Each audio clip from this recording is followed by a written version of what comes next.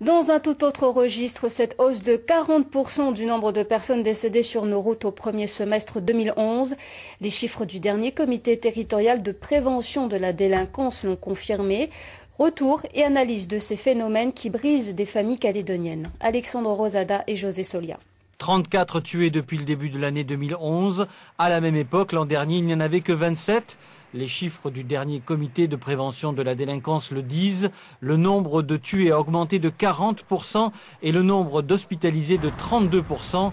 En 5 ans, 1547 personnes ont été soignées avec des conséquences graves pour la société. Évidemment, chaque fois qu'il y a un mort sur la route, et il y en a beaucoup trop évidemment, ce sont des vies, ce sont des familles qui sont endeuillées et qui sont dans la difficulté, et que tout ça représente un coût social pour la collectivité qui est énorme.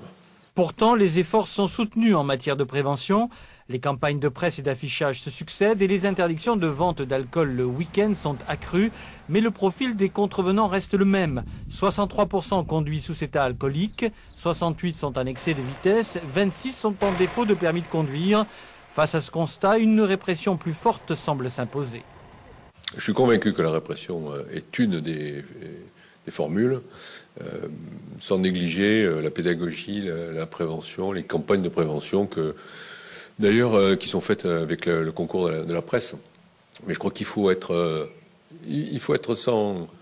sans état d'âme sur la répression. On ne peut pas continuer à voir nos concitoyens se tuer sur la route parce qu'ils ne respectent pas simplement la loi et le code de la route.